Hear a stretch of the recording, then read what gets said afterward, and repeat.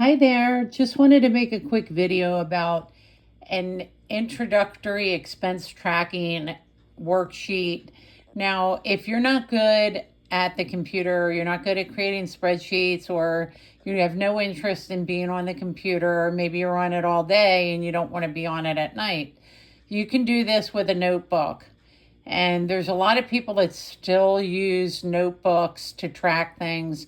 I know someone who has been doing this particular kind of tracking since the 70s, and they have all of their expense books. And I think it's very interesting because you can grab them and look back 20, 30 years or 10 years or last month, whenever, and see what you spent on certain things. And it's very interesting. It's very different than putting it in a spreadsheet. Yes, spreadsheets are great to have. You can sort things, you can make pivot tables and do all those things. But if you do not have the knowledge, or not, you don't have the interest in doing that, you can do it this way. So this is the way I suggest.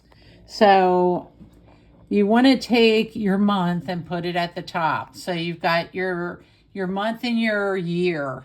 Now you're going to list everything you spend money on, every cent. You go to the snack machine at work, you're going to put that under food. That would probably be under takeout.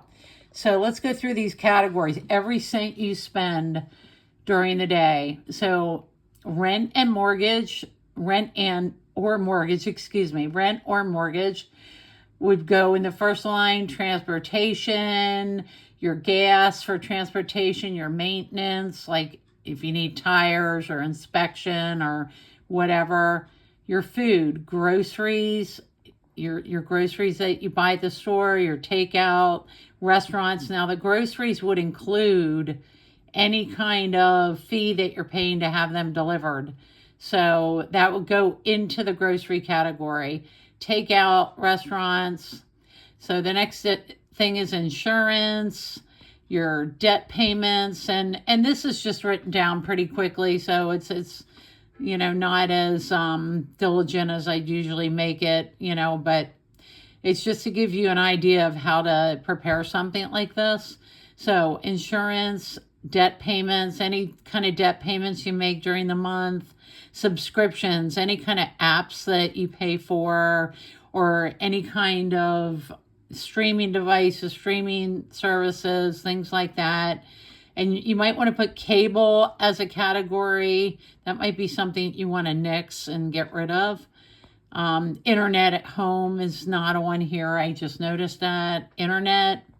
So, and you can personalize these categories to your own life. This would be something for a generic person.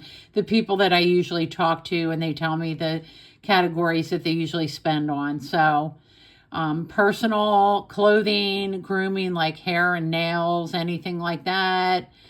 And there could be another category in there, like personal care items like shampoo, conditioner, soap, things like that. Another one you might want to take out of your grocery budget, or put something up here for household cleaners, but it depends how you want to get, how detailed you want to get. So entertainment, concerts, sporting events, any kind of entertainment things, gifts, and miscellaneous, anything else. I would kind of put in here alcohol purchases. Like say you go to the liquor store, the beer store, I would make that a category, because you really want to kind of track. That's not I'm just being honest here, it's not a healthy habit. So maybe that's something that you'd like to pare down on or not spend as much on. A lot of people I talk to say that they spend a lot of money on alcohol. And so that might be a category that you can put under food.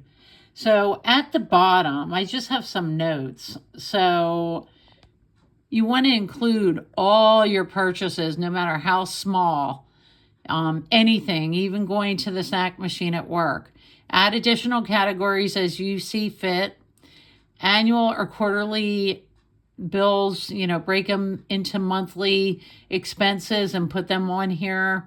Like say you pay something quarterly or, once a year or something, divide that by 12 and put that on your list.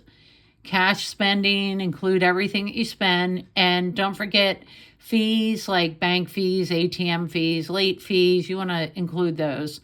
So at the bottom, you're going to add all these things up and you're going to have an expense total at the bottom.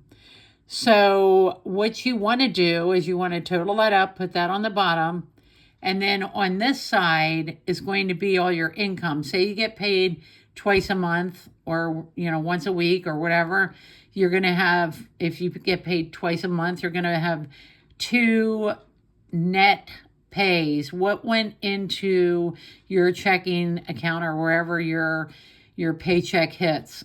That's going to be over here. And then you're going to add those up. And you're going to look and see, are my expenses more than my income?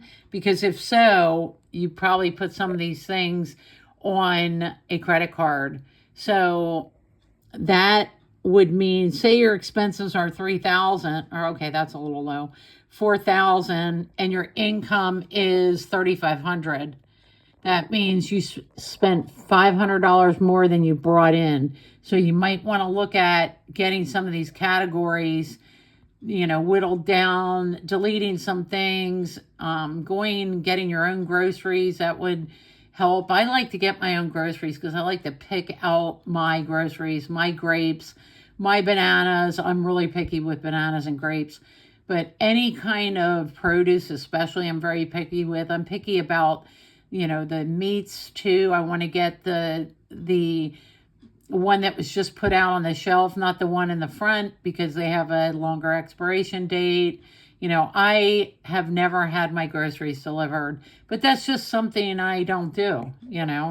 I'm sure there's something I do that you don't do. So, so compare the two totals at the bottom, whichever is bigger. Now, if your income's bigger than your expenses, say your income's $4,500 and your expenses are only $3,000 or $3,500, then you have $1,000 more than you're spending. So now maybe you want to add a savings category onto this spreadsheet and put savings, and take the amount at the bottom, maybe it's $1,000 that's the difference between income and expenses, and put $750 in your savings account so you can save up your 6 months emergency fund, or take $750, put it in your savings, put $250 in an IRA account of some kind. I'm not giving you financial advice. I'm just mentioning investment possibilities that you can explore. If you don't know too much about it, how to invest, go to someone that knows a lot about it. It could be a friend, a neighbor, a financial counselor. I usually don't recommend financial counselors because one could be great and another one could take the shirt off your back. So I'm not recommending anything. I'm just recommending that you research how to invest or what to do with that $1,000. So I hope this helps. I'll come back with some more videos. I just thought it would be nice to have it on paper for the people that aren't real computer savvy or are tired of being on their computer all day and night. So hope this helps you, and I hope you have a great day. Like and subscribe, and I'll make some more videos, and see you later. Bye-bye.